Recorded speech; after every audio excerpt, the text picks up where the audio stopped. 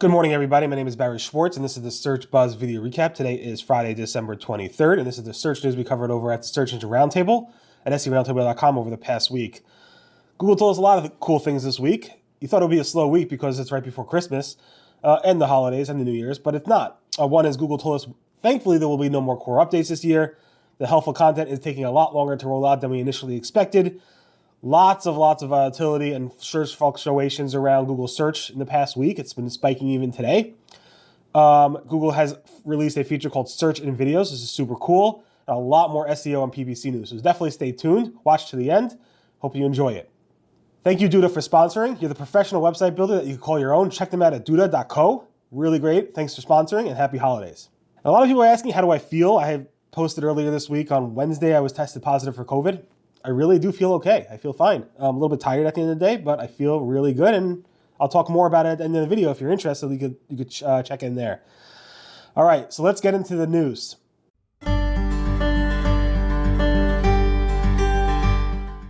So first up, a lot of SEOs have been worried that there's going to be another Google algorithm update, specifically a core update, because sometimes after Google releases the search quality raters guidelines update, shortly after that, there tends to be a core update. But no, not this year. John Mueller said, and I quote, just to be clear, there is no core update lined up for the rest of the year. That doesn't mean there won't be any visible changes. We have the link spam and helpful content system updates are still rolling out. And of course, the web and search constantly reflect changes across the web, so there's always volatility. But there will be no core update before the end of the year, so you guys can relax about that, because generally, core updates tend to be the most volatile time for the Google search results and for SEOs. Talking about the helpful content update, Google, Danny Sullivan, the search liaison, said that the helpful content update is not done yet as of Friday morning. It may be done after I post this video, but as of Friday morning at around 6 a.m. when I'm recording this, the Google helpful content update is not done yet. He said, while normally this takes about 2 weeks to complete, this one is going to take longer. It's been now well over 2 weeks. It's still not done. I keep checking all the time, and it's not done, but it's taking longer, and we do see some volatility. So let's get into that. I posted on December 22nd that we're seeing a significant amount of volatility and turbulence in the Google search results. I'm not sure if it's from the link spam update or from the helpful content update. I think the stuff we're seeing today is from the helpful content update. I think the link spam update we already saw previously earlier this week, or like a couple days after, a day or two after the link spam update actually released. But now we're seeing a lot of volatility. Even this morning, the charts are still going off. Lots of charts, lots of things saying, hey, this is a big update. It might be the helpful content update. Of course, we don't know for sure unless you dig into each individual site and see if how the content reads compared to how their link profile looks like. So you have to look on an individual basis. But my gut's telling me this is the helpful content update that's triggering what we see in the last couple of days, like December 22nd, December 23rd, those types of volatility. I think my gut guess is because the Google said that the helpful content update is not done after 2 weeks. I think they're doing some more with it, so we'll see. But as you can see from these charts, there definitely seems to be some significant volatility, and those charts are even showing more as of this morning. Also, like I said, we did see an impact from the link spam update. Of course, it only typically impacted those who potentially were doing link schemes, or Google perceived them as doing link schemes. I'm not saying you did link schemes, but at least Google perceived, or their algorithms perceived you as doing link schemes. And again, the Google December link spam update was on December 4th, and it started to roll out, and we covered what we saw on the 19th about the impact from that. And definitely we saw a couple days after that thing rolled out that there was some type of impact for those people. A lot of SEOs, a lot of black hat SEOs talking about the impact there, so keep that in mind. All right, let's move away from the updates. That's the update segment of this video. Let's move into search and video. Sundar Pichai, the CEO of Google, went to India this week, and he made a bunch of announcements like bringing multi-search and other things to India. One thing he also announced was brand new is search and video, which is pretty cool. In Google search, you can actually click on a video. It will give you a button to search in a video. I'm not sure if it's live in the US. Some people are seeing it, some people are not. And then you can click on search in the video, and you can then search for words spoken in that video. Super cool, great feature. Glenn Gabe also noticed this in the US. So take a look at it. It's pretty cool. Let's get into some SEO stuff. So John Mueller spoke about the upper limit to words. We're always talking about have to have certain types of word counts on the web pages and so forth. And Google says, no, there is no word count. And John Mueller even went as far to say, you know what, maybe, we even talk about having too many words, but Google doesn't. He basically said, in general, when Google thinks about thin content in terms of SEO, it's not about the number of words, it's more about the value that it adds to the internet. He also added, unrelated to your question, but interesting enough, interesting in the times I see word count mentioned internally at Google, it's always about the upper limits. Don't waste people's time. Get to the point. Fluff plus major words equals waste of readers' complete time. Fluff plus few words is least quick. So again, Google's been talking about this for a while. All these fluffy articles out there that say a lot but say a little.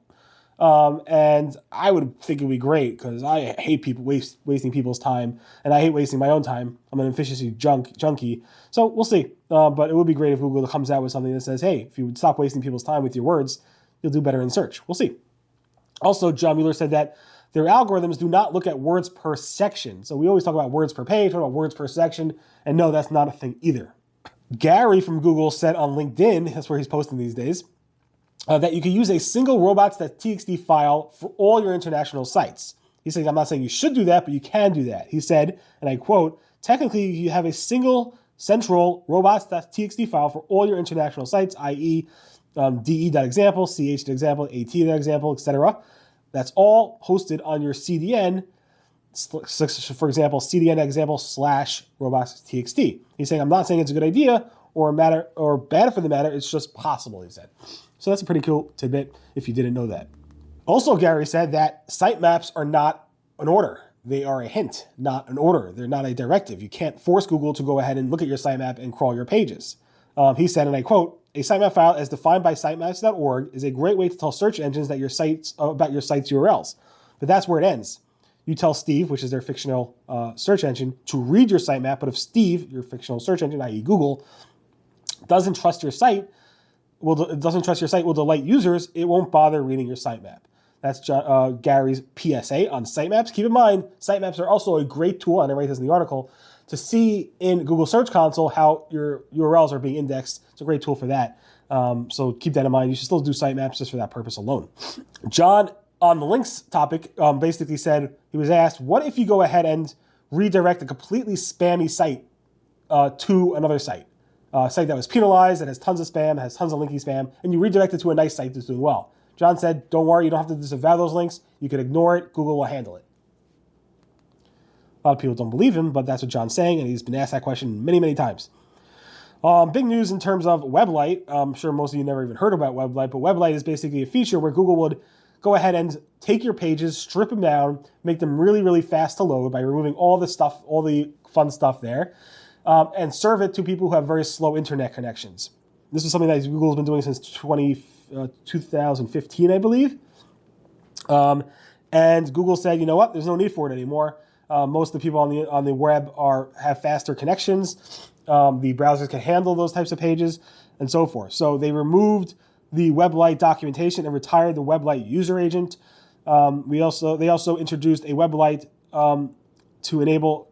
They basically introduced WebLight back in 2015 to enable faster and lighter pages for people to entry on entry-level devices. So that's no longer the case. The web is evolving, they said, and people have faster internet connections, so WebLight is no longer needed.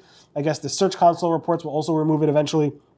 But again, you no longer see WebLight in your user agents. You no longer see WebLight in Search Console going forward. In other search news, Bing announced, Fabrice Cannell from Microsoft announced that while they wanted to go ahead and release the new BingBot user agent fully in 2022, they're not going to do that. It's going to be 100% released in early January 2023. We're at 50% now where the user agent will be the new BingBot user agent versus the old BingBot user agent. And that's going to change to 100%. And we've been covering this for a while in January 2023. In April, it was less than 5%. July, 5% of all crawls. September, 20% of all crawls. And then October, 50% of all crawls. And then I guess in January, in a couple weeks, it will be 100% of all crawls. Google is testing a new, wider user interface for Google Search on desktops specifically. This was spotted by Carousel. And he basically showed a bunch of cool features here, specifically saying that it's like a wide mode, which it is. You can see the widest difference with the site links, which we covered before. People also asked, which we also covered before. 4 Twitter posts in the carousel. Normally you have 3. And also related search in 3 rows versus normally 2 rows. Also with the fave icon thing. And also Shalom Goodman actually noticed that it was also showing 3 stories sideways in a much wider view. So yeah, Google is testing this new wider view for Google Desktop search, which is pretty cool. Google is also testing, again, the sponsored label directly in the Google Search desktop version. Initially, obviously, this just launched on mobile. Eventually, I think it would actually launch on desktop, but right now it's being tested on desktop. So this was also spotted. Nice find. Also, Google is testing the About carousel, which reminds me of the Publisher carousel from ages ago. But basically, this was also spotted where you could actually have this carousel, which says About Facebook or About Search and Roundtable. And this is spotted by Punnett, which is pretty cool to see Google testing the, I guess it's called the Publisher Knowledge Panel in a different format here, which is pretty cool. Also, it looks like the new local pack design is actually live, or live for many. This is spotted by Shay Harrell from Rank Ranger, who noticed that when you do a search for many queries, you see that new local knowledge panel or local pack, where you see the local results, where the map is on the right-hand side for a wider view, of course, and it's, as opposed to being on the top, which is the old design. I kind of see both sometimes. It depends if I'm logged in and looking for my own account. Just a heads up on that.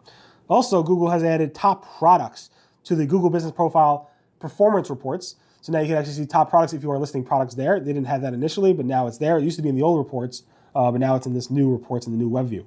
Also, Joy Hawkins released another study this week, basically saying that reviews that have upvotes on them will last longer. The studies show that reviews with only 0 votes last for 94 days on average. 1 vote lasts for 189 days, so twice as many. Then it just goes up. 2 upvotes, 283 days. 3 votes, 298 days, and then 5 plus votes, 282 days. So basically, once you get those 2 votes, you last a pretty long time on those reviews, which is pretty cool.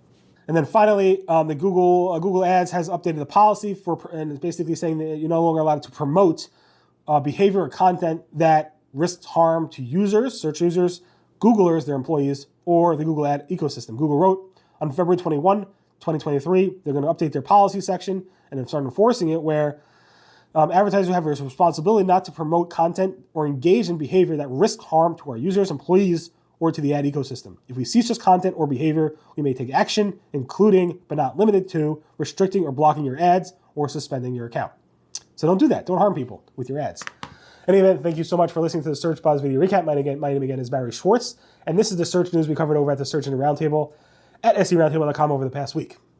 Everyone, thanks again. Thanks to Duda for sponsoring. Happy holidays. Everyone have a healthy, safe, and peaceful holiday, and speak to you guys next week. Oh, and if you want to listen a little bit, so I do have a little bit of a congestion, but I feel like a minor cold. Sleeping well. I'm a little bit more tired towards the end of the day. Like it hits me around 3 o'clock where I'm exhausted. But outside of that, I feel fine. No real significant cough. No real runny nose. Feeling pretty good. And I tested positive for COVID. I only tested because I was going to see my father later in the day, and a lot of my kids are sick with the flu, so I tested for a flu shot, for a flu test. But they said, we'll test you for everything. So I said, okay. And I was positive right away for COVID. Didn't believe it, so I went back to the office and I tested it myself. Not sure. You can see that. So there, it tested positive again from the office, but I really feel fine. Been masking anywhere I might go. Come on, zoom in there. There you go. I've been masking when I go in and out of the office. I'm the only one in my building here, so it's safe. I sleep in the basement, and I think I'm out of quarantine on Sunday. So things are pretty good. I feel fine, and thanks for all your well wishes. Everyone, again, have a healthy, happy, and peaceful, happy holidays. Merry Christmas, Happy Hanukkah, Kwanzaa, all that type of stuff, and speak to you guys before New Year's. Everyone, have a be well, and speak to you later. Bye-bye.